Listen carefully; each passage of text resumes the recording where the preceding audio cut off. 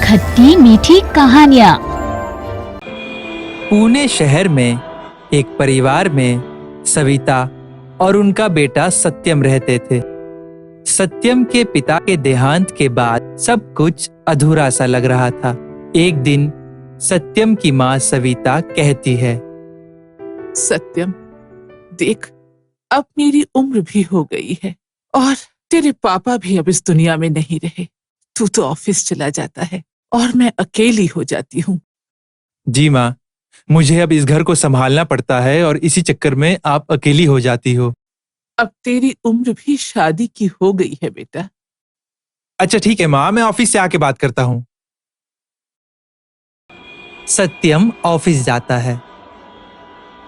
वो कॉलेज की एक लड़की से प्यार करता है जिसका नाम सोनी है। सत्यम शाम को ऑफिस से घर जाते वक्त सोनी को मिलने बुलाता है। सोनी, कैसी हो तुम? मैं अच्छी हूँ, आप कैसे हैं?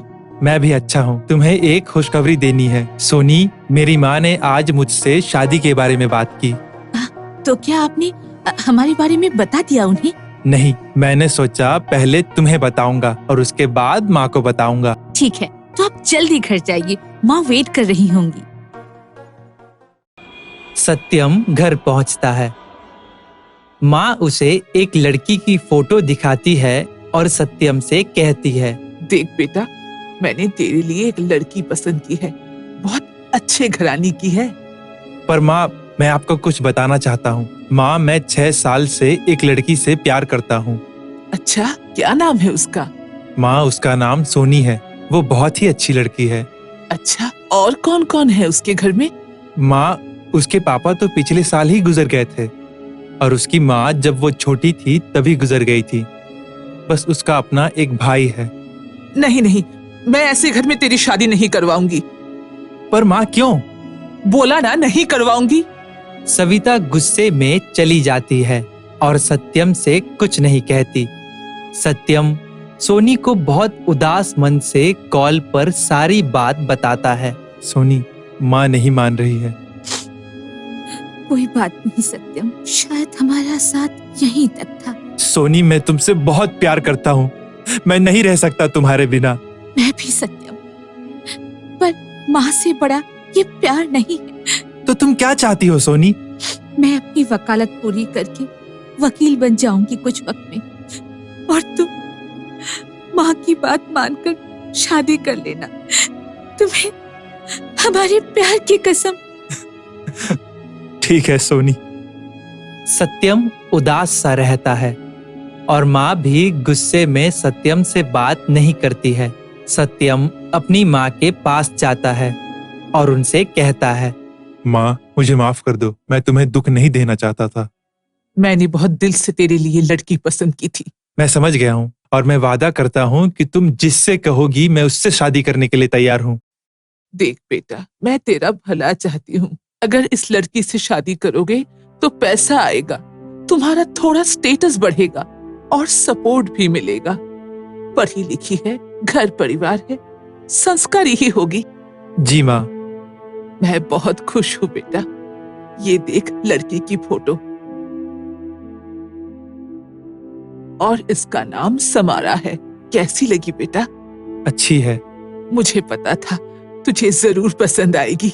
सविता की खुशी का ठिकाना नहीं रहता और वो समारा के घर वालों से शादी के लिए बात कर लेती है और दहेज में कार, पैसे की अच्छी रकम लेती है और शादी करवाने के बाद समारा को घर लाती है। सविता समारा से कहती है, अरे समारा बेटा, कहाँ हो? आज तुम्हारा पहला दिन है ससुराल में और 11 बज रहे हैं। हाँ बोलो, क्यों आवाज लगा रही हो? मैं मेकअप कर रही हूँ। बेटा, ये किस तरह से बात कर रही हो तुम? मैं सास हूँ तुम्हारी। हाँ हाँ, जानती हूँ, पर सुबह सुबह ये सब ड्रामा बंद करो। बेटा, नीचे कुछ लोग आए हैं मिलने, कुछ अपने हाथ का मीठा तो बना दो। उफ, ये ड्रामा, मुझे नहीं आता कुछ बनाना। और फिर इतना महंगा मेकअप लगा के और साड़ी पहनकर मैं किचन नहीं जाऊंगी। नो वे। सविता समारा के बर्ताव से दुखी हो जाती है और अंदर से उदास हो जाती है। एक दिन सविता की तबीयत खराब हो जाती है तो सत्यम ऑफिस नहीं जाता और सविता समारा को बुलाती है। समारा बेटा, एक कप चाय बना दे, तबीयत कुछ ठीक नहीं है। अरे कितनी बार बोला है मैंने आपसे कि सुबह सुबह मुझे डिस्टर्ब मत कीजिए। बेटा, मुझे दवाई लेनी है। तो मेरे बाप ने पैसे दिए हैं ना, नौकर रख लो। मैं कोई नौकर वोकर नहीं हूँ। समारा, माँ से बात करने की तमीज नहीं है तुम्हें? ओफो यार, तुम लोगों का ये ड्रामा। उफ, मेरे डैड ने इतने पैसे दिए तो है तुम्हें, तो नौकर रख लो। मुझे ये सब बातें मत सिखाओ। तुम्हें तो बिल्कुल भी तमीज नहीं है। ओह प्लीज, फ्री में नहीं हूँ मैं यहाँ। मेरे डैड ने बहुत सारे पैसे दिए हैं।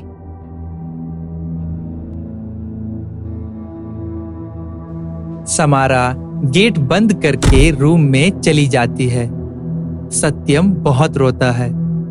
सविता भी समारा के व्यवहार से दुखी हो जाती है। समारा सत्यम और उसकी माँ के साथ नौकरों जैसा व्यवहार करती है, जिससे परेशान होकर सत्यम समारा को डिवोर्स देने के लिए बोलता है। समारा, मैं डिवोर्स चाहता हूँ। मैं तुम्हारे साथ और नहीं रह सकता। मुझे भी कोई शौक नहीं है तुम जैसे अनपढ़ लोगों के साथ रहने का, लेकिन मुझे मेरे सारे पैसे वापस चाहिए, वरना मैं केस कर दूंगी। सत्यम समारा के पूरे पैसे नहीं लौटा पाता, इसलिए समारा डिवोर्स देने से पहले सत्यम पर केस कर देती है।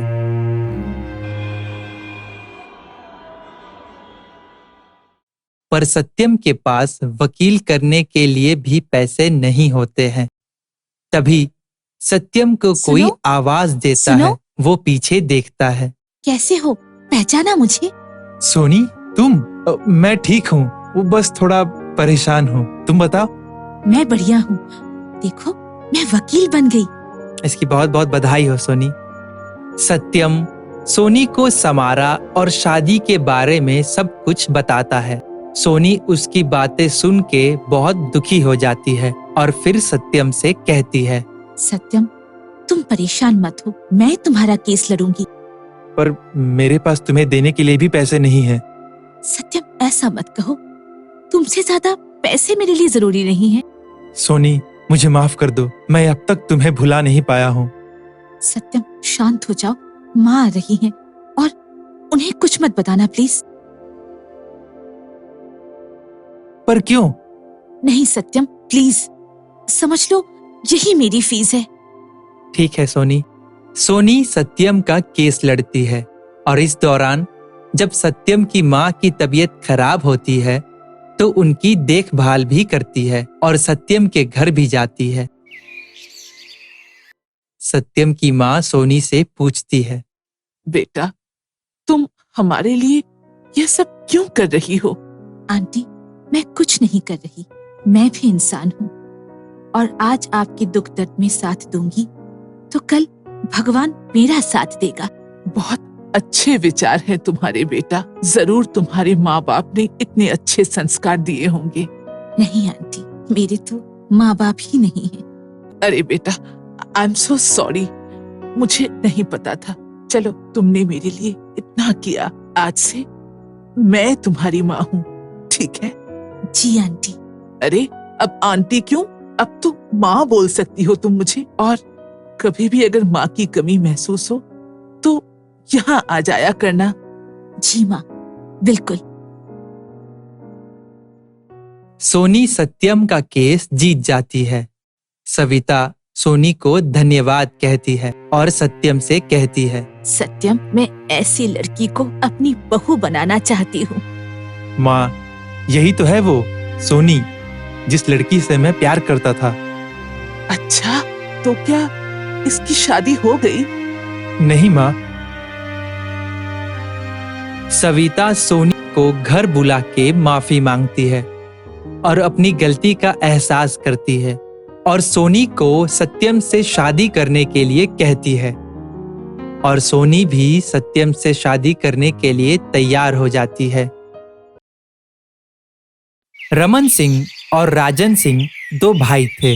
दोनों का प्रेम राम और लक्ष्मण जैसा था। इन दोनों के पिताजी करीब 10 साल पहले ही कैंसर से मर चुके थे, लेकिन रमन ने कभी भी अपने छोटे भाई को पिताजी की कमी महसूस होने नहीं दी। माँ लाजवंती इन दोनों को मिलजुल कर काम करते देख बहुत खुश होती थी। हे भगवान, मुझे जीवन में और कुछ नहीं चाहिए, बस रमन और राजन की जोड़ी इसी तरह बनी रहे, दोनों में इसी तरह मेल मिलाप और भाईचारा कायम रहे। अरे किस धुन में खोई हुई हो लाजवंती, अपने में क्या बड़बड़ा रही हो? कुछ नहीं, बस रमन और राजन के बारे में सोच रही थी। भगवान से दुआ मांगती हूँ कि दोनों का ये प्रेम सदा बना रहे। हाँ, बिल्कुल सही कहा तुमने। इन दोनों के प्रेम की मिसाल तो पूरा गांव देता है। सुनो, रमन की शादी करवा दो अब। घर में एक बहू होनी चाहिए। कब तक सारा काम तुम अपने से करती रहोगी? हाँ, ये तुमने बिल्कुल सही कहा। वैद्य जी से कहो ना, कोई अच्छी सी लड़की राजन के लिए देखें। वैद्य सुमंत मिश्रा बगल के गांव के दीवान शंभू सिंह की बेटी सुशीला के साथ राजन का विवाह तय कर देते हैं। तय समय पर शादी भी हो जाती है। सुशीला अपने व्यवहार से कुछ ही दिनों में घर में सबका मन मोह लेती है। बहू, तू दिन भर काम करती रहती है, थोड़ा आराम कर लिया कर।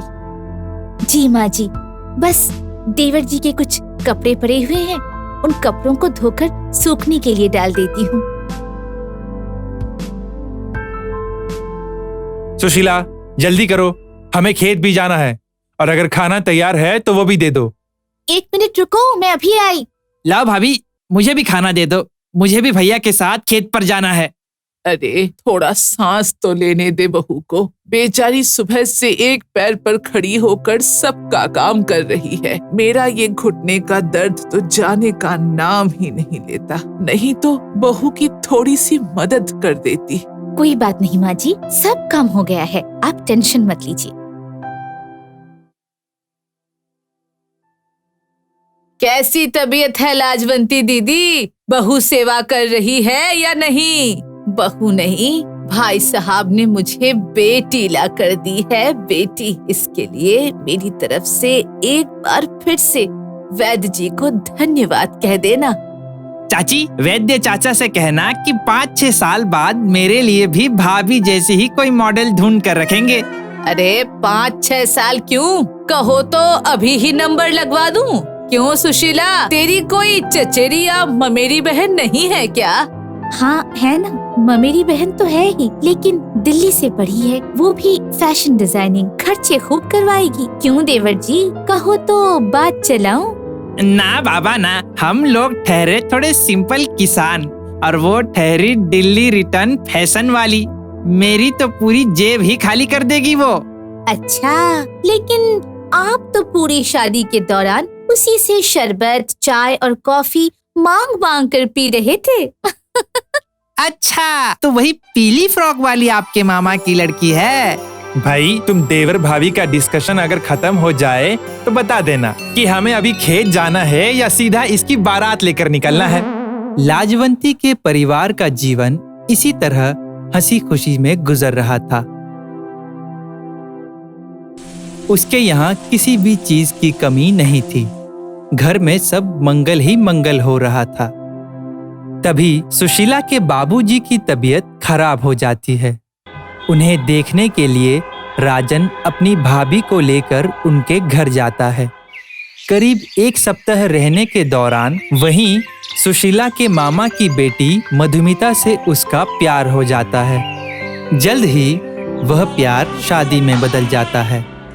लाजवंती भी राजन की खुशी को देखते हुए इस विवाह की अनुमति दे देती है। शादी होकर मधुमिता लाजवंती के यहाँ आती है।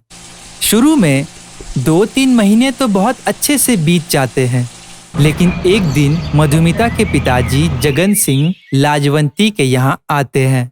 क्यों समधन जी, तबीयत ठीक रहती है ना आपकी? अरे भाई साहब, प्रभु की कृपा से सब ठीक चल रहा है। बस मेरे घुटने का दर्द कभी कभी परेशान करता है, लेकिन मेरे 2 हीरे और मोती जैसे बहू कभी कोई दिक्कत होने नहीं देती। वो तो है, हमने अपनी बेटियों को वैसे ही संस्कार दिए हैं। खासकर मेरी बेटी को देखिए, दिल्ली से फैशन डिजाइनिंग कर यहाँ आई है, फिर भी उसे उसका कोई घमंड नहीं है। वो तो है भाई साहब, आपको ये बताने की जरूरत नहीं। इन दोनों का व्यवहार ही इनका परिचय है।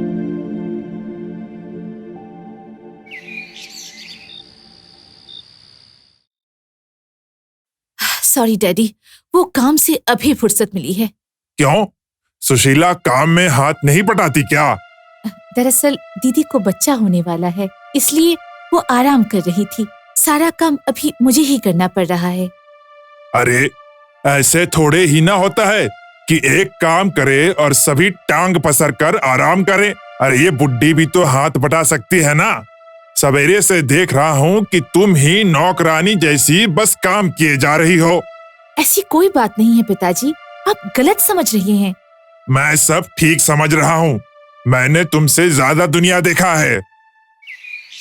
सुबह में जगन सिंह इस बात को लेकर लाजवंती के साथ बहुत बहस करता है। माँ से इस तरह का बात करते देख रमन बीच में आ जाता है। बात और बढ़ जाती है। तू मैं के बीच मधुमिता को भी अपने पापा के प्रतिष्ठा का सवाल दिखता है। इसी तू मैं की इस लड़ाई में राजन भी आ जाता है। बात यहाँ तक बढ़ जाती है कि दीपमाला और वैद्य सुमंत मिश्रा को सलाह करवाने के लिए दोनों भाई का बंटवारा करना पड़ता है। कल तक जिस आंगन में बैठ सभी ठहाके लगाते थे, आज उसी आंगन के बीचों बीच एक दीवार खड़ा किया जा रहा है। मिस्त्री जी, काम रोक दीजिए।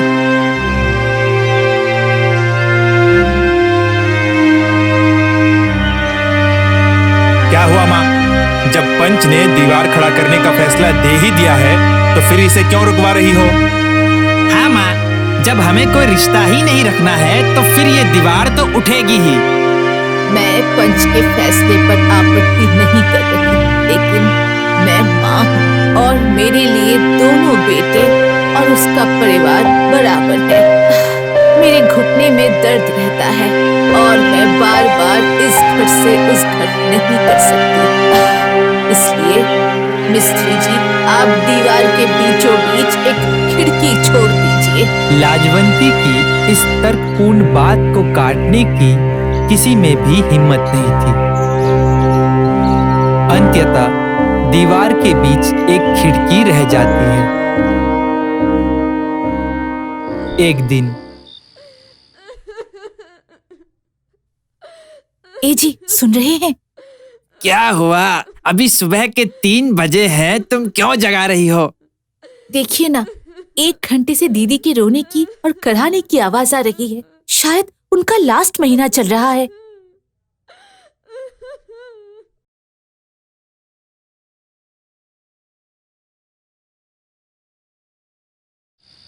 क्या हुआ भाभी, आप क्यों करा रही हो? लगता है बच्चे का समय पूरा हो चुका है। इतनी सुबह इसे कहीं ले जा भी तो नहीं सकते। भैया, आप भाभी को देखो, मैं अभी गांव की आशा दीदी को लेकर आता हूँ।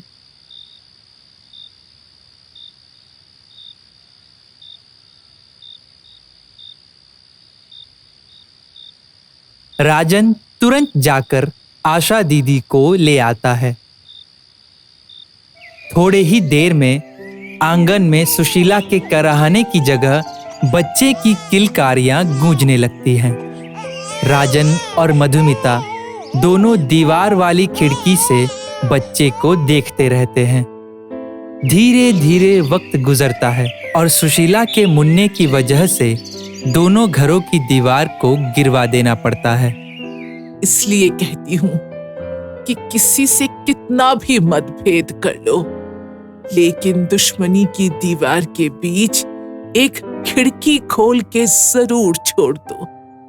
पता नहीं वक्त कब उस खिड़की से दीवार तोड़ने के लिए मुन्ना जैसा कोई विकल्प भेज दे।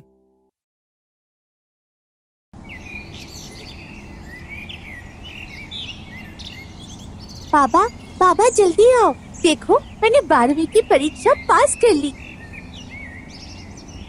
ये देखो, प्रथम श्रेणी में पास हुई हूँ मैं। अब तो कहो, आगे पढ़ने दोगे ना? बार बार एक ही रट लगाई रहती है। सीधी सी बात तुमको समझ नहीं आती। हमें बेटी को कोई कलेक्टर थोड़ी ना बनाना है। तेरी जिद से तुझे 12वीं करने दिया, उतना ही काफी है तेरे लिए।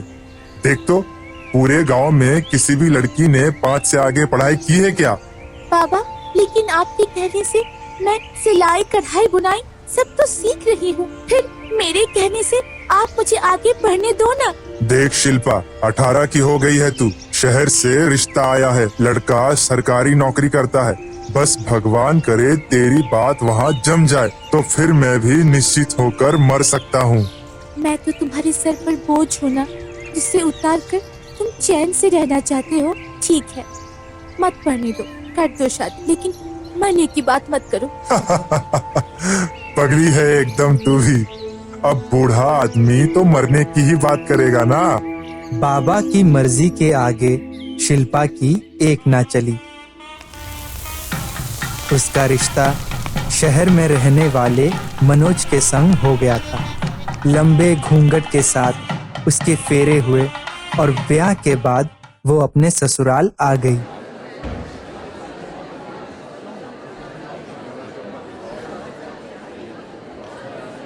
मनोज के तो भाग ही खुल गए हैं, जो इतनी कम उम्र की लड़की मिल गई।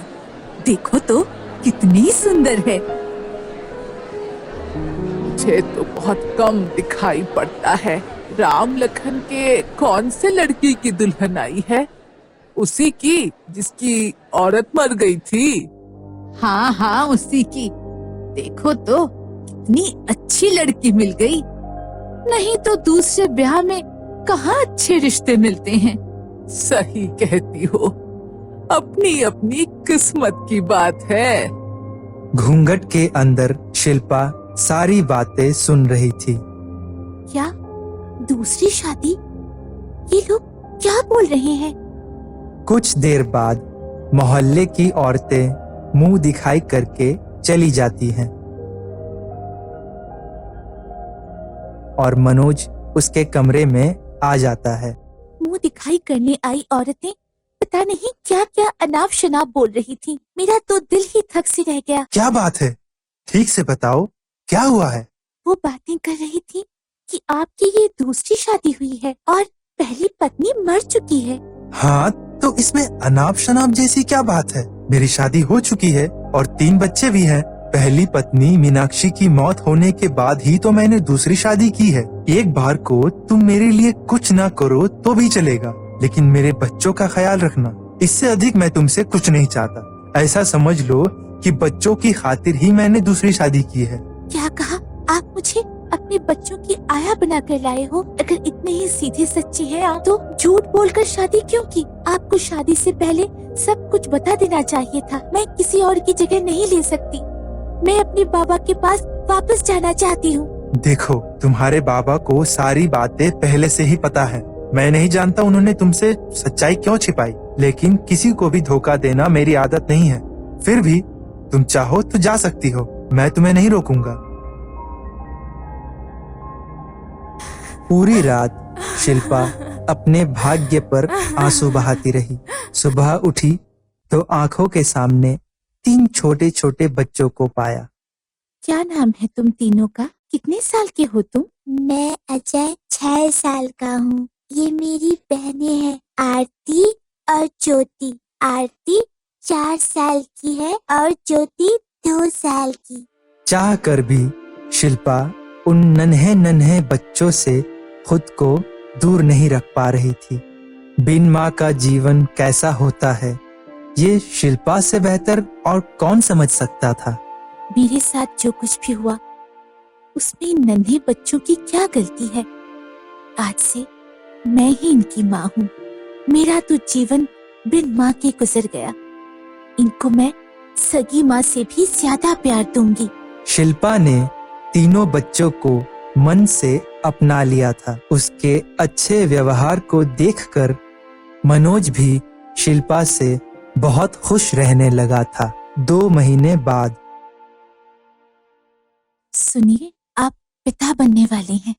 चौथा बच्चा आने के बाद तुम्हारी जिम्मेदारी बहुत बढ़ने वाली है शिल्पा। आप फिक्र मत कीजिए, मैं संभाल लूंगी। साल भर के भीतर शिल्पा भी एक बेटे विजय की माँ बन जाती है। कुछ साल बाद तुमसे शादी करके मैंने अपने जीवन का सबसे सही निर्णय लिया था। तुमने मेरे बिन माँ के बच्चों को इतना प्यार दिया है कि कोई बता ही नहीं सकता कि तुम्हारा सगा बेटा कौन सा है और सौतेला बेटा कौन सा। आज के बाद कभी ऐसी बात मत करिएगा। चारों बच्चे मेरे अपने हैं। मुझसे जितना हो सकेगा मैं उनके लिए हमेशा करूंगी। सगा और साथ अपने मन में कभी मत लाना। 20 साल बाद माँ जल्दी आओ, पिताजी का एक्सीडेंट हो गया है। पिताजी हमें छोड़कर चले गए। ये नहीं हो सकता। अब मैं किसके भरोसे जीऊंगी? ये तूने कैसा अनर्थ किया भगवान? मनोज की मौत के 1 महीने बाद माँ, पिताजी के ऑफिस से नोटिस आया है। उनकी जगह किसी को मृतक आश्रित पर नौकरी मिल सकती है। मैं आज ही नौकरी के लिए आवेदन दे देता हूँ। भैया आपने तो MBA की है, आपको तो कहीं भी नौकरी मिल जाएगी।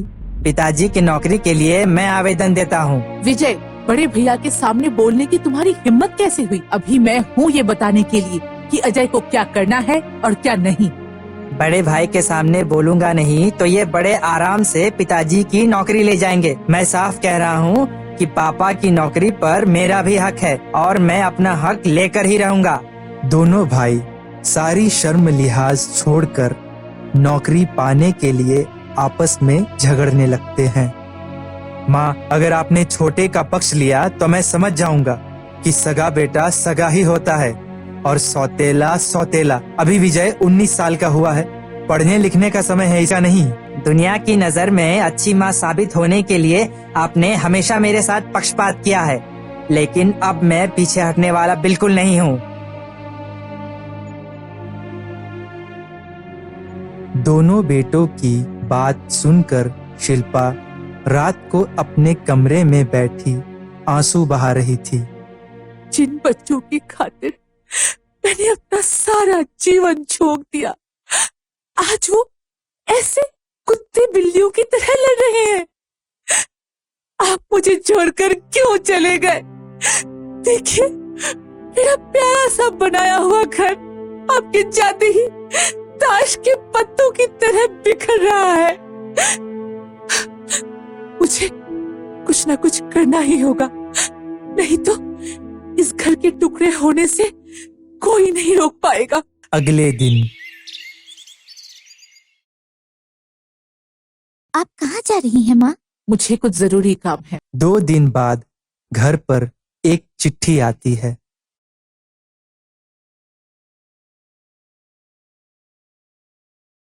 माँ, पिताजी के ऑफिस से चिट्ठी आई है। अच्छा, पढ़कर सुनाओ तो। इसमें लिखा है कि पिताजी की नौकरी आपको दी जाती है। ये क्या है माँ? तुमने बिल्कुल ठीक पढ़ा है बेटा। नौकरी मेरे पति की है, इसलिए उनके जाने के बाद इस पर सबसे पहला हक मेरा है। कानून तो यही कहता है ना। माँ, ये आपकी नौकरी करने की उम्र है क्या?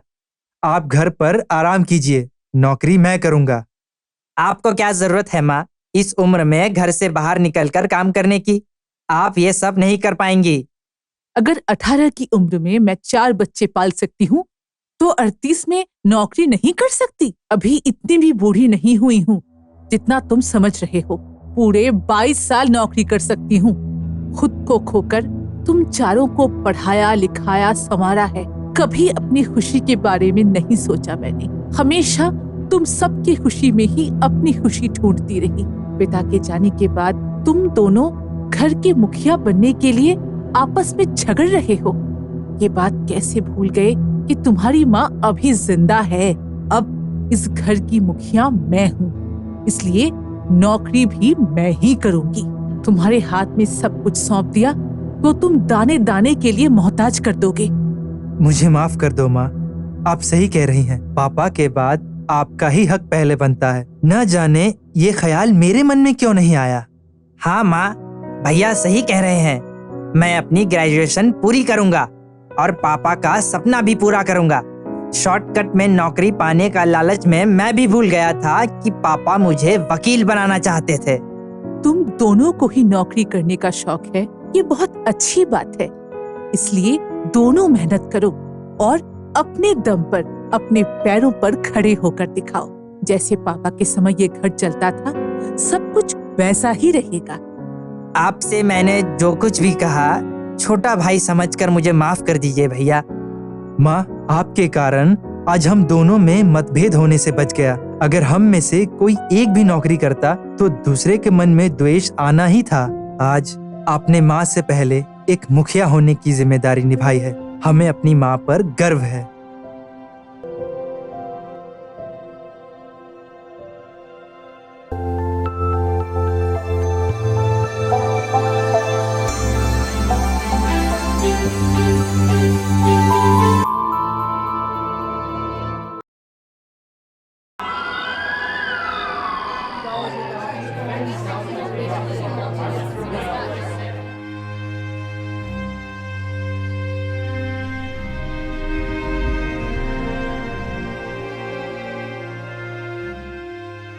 आई एम सॉरी, हम माँ को नहीं बचा पाए।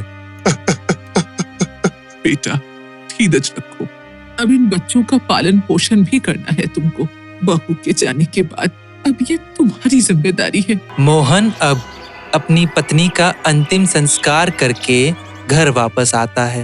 मोहन बेटा, कुछ खा लो।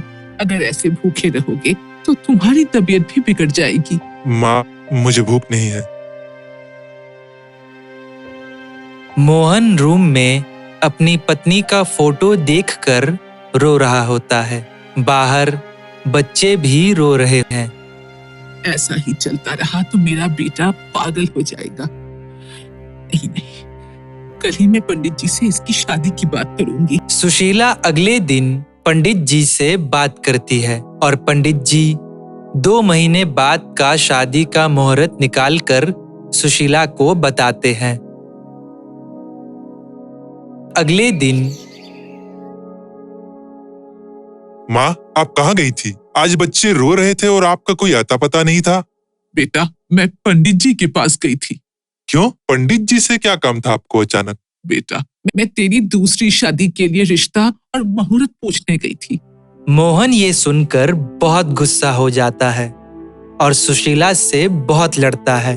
माँ, आपने सोच भी कैसे लिया कि मैं दूसरी शादी करूंगा? बेटा, होने को कौन टाल सकता है? बहू के ना होने पर अब इन बच्चों को तुम अकेले नहीं पाल सकते, इसलिए तुम्हें दूसरी शादी करनी ही पड़ेगी। मैं दूसरी शादी नहीं करूंगा। माँ के बहुत समझाने के बाद मोहन दूसरी शादी कर लेता है। नई बहू घर पर आती है जिसका नाम पूजा है। पूजा दिखने में सुंदर और पढ़ी लिखी है। कुछ दिन बाद बहू, ओ बहू, कहाँ हो? जी आई माँ जी।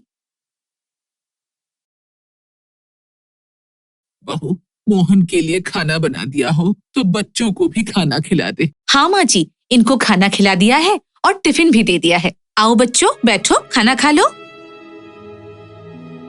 मोहन के बच्चे अब 3 साल के हैं, लेकिन मोहन का ध्यान बस अब काम पर ही रहता है।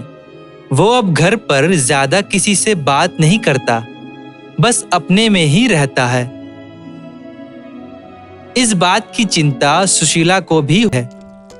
इतना टाइम गुजर जाने के बाद भी मोहन अपनी पहली पत्नी को नहीं भूल पाता है।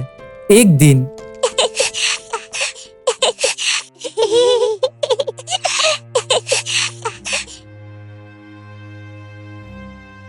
माँ जी, इनका मन न बच्चों में लगता है और ना ही घर में, बस सारा दिन काम काम और काम। हाँ बहू, मैं समझती हूँ, पर क्या कर सकते हैं। कोई बात नहीं, उसको वक्त लगेगा, धीरे धीरे वो समझ जाएगा। बच्चे एक दूसरे के पीछे भाग भाग कर खेल रहे होते हैं। मुझे ये मेरा है, ये मेरा है। चल हट।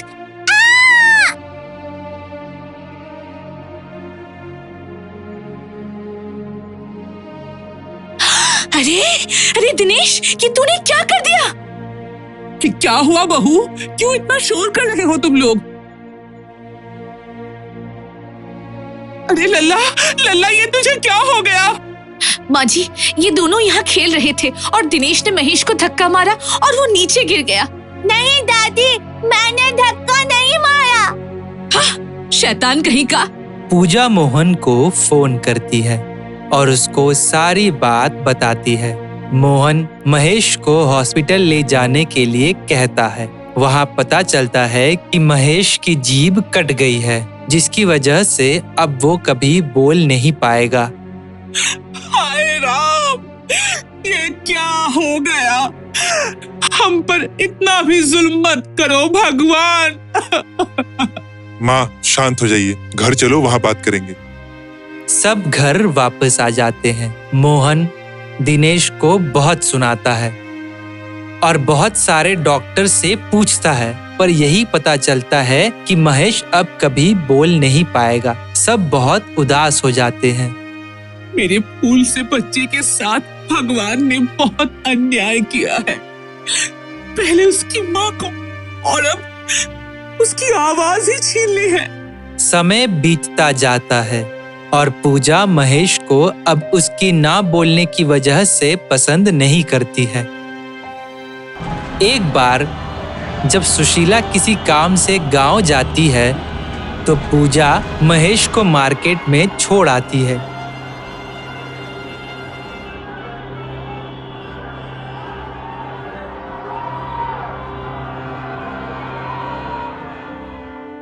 और मोहन के सामने आकर ड्रामा करती है कि वो पता नहीं कहाँ चला गया। पूजा, तुम इतनी लापरवाह कैसे हो सकती हो? देखिए, महेश तो मेरे साथ ही था। मैं सब्जी खरीद रही थी और जब मैंने बाद में देखा तो वो कहीं नहीं मिला। सुशीला गांव से लौट रही है और वो देखती है कि महेश रास्ते में रोता हुआ जा रहा है। तभी वो महेश के पास जाती है। अरे महेश बेटा, अरे इधर आ, जल्दी आ। महेश, तू यहाँ क्या कर रहा है बेटा? चल घर चल।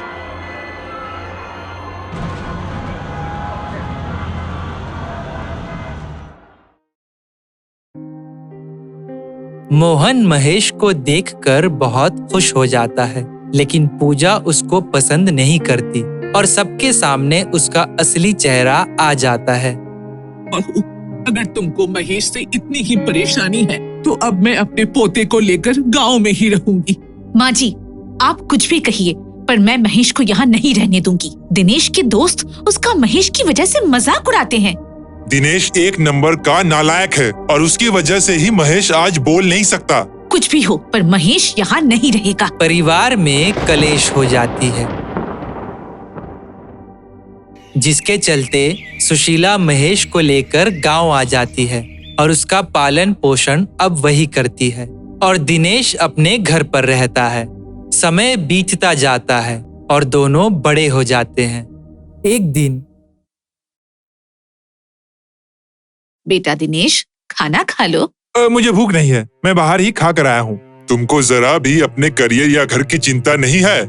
पापा, अगर आपको अपने काम से कभी फुर्सत मिलती और तब आप मुझसे ये सवाल करते तब थोड़ा अच्छा होता। दिनेश चुप रहो, तुम्हें बड़ों से बात करने की तमीज ही नहीं है। सारा दिन नशे में रहते हो। जाओ अपने रूम में जाओ। अगले दिन मोहन दिनेश को बुलाता है। सुनो दिनेश, मेरी आज एक मीटिंग है। तुम आज अपनी मॉम को शॉपिंग पर ले जाना और सुनो, मेरी कार से ले जाना। और एक बात, बहुत संभाल कर चलाना गाड़ी। ठीक है। मोहन को पता नहीं चलता है, पर दिनेश ने शराब पी रखी है, जिसकी वजह से कार अनकंट्रोल हो जाती है और उसका एक्सीडेंट हो जाता है। दिनेश को तो ज्यादा चोट नहीं आती है, पर पूजा की कंडीशन बहुत खराब हो जाती है। हेलो हेलो पापा। क्या हुआ दिनेश, तुम इतने परेशान क्यों हो? पापा, कार का एक्सीडेंट हो गया पापा। आप जल्दी से हॉस्पिटल आइए, जल्दी।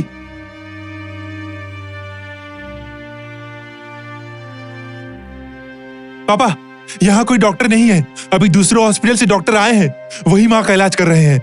मैंने तुमको बार बार बोला है कि ड्रिंक करके कार मत चलाया करो, पर तुम्हें तो समझ नहीं आता। मोहन उनसे पूजा का हाल पूछने के लिए आगे आता है, पर डॉक्टर बिना कुछ बोले वहाँ से चले जाते हैं। कैसे डॉक्टर है, बिना कुछ बोले ही चले गए? तभी नर्स चेयर कार पर पूजा को लेकर आती है और साथ में ये बताती है कि वो डॉक्टर बोल नहीं सकते। पूजा को याद आता है कि उनकी शर्ट पर डॉक्टर महेश लिखा था, मतलब ये उनका लड़का ही है जो अब डॉक्टर बन गया है। बहू, तुम ठीक तो हो ना? माँ, आप यहाँ? अब सुशीला मोहन को बताती है कि महेश ने उसको बताया था, इसीलिए वो पूजा को देखने आई है। पूजा अब अपनी गलती पर बहुत पछताती है और महेश से घर चलने को कहती है। महेश इशारे में मना करता है और तब सुशीला महेश की तरफ से बोलती है, पूजा बहू, महेश का कहना है कि अब वो सिर्फ मेरे साथ ही रहेगा, पर हाँ, अगर तुम लोग उससे मिलने आते हो तो वो तुम लोगों से जरूर मिल लेगा, पर रहेगा सिर्फ मेरे साथ। ये बात सुनकर पूजा और मोहन को बहुत खराब लगता है, लेकिन दोनों को अपनी गलती का एहसास होता है और वो महेश को माफी मांगते हैं और महेश उनको इशारे से समझाता है कि इसकी जरूरत नहीं है। और फिर पूजा, मोहन और दिनेश घर के लिए चले जाते हैं और सुशीला महेश के साथ अपने घर चली जाती है।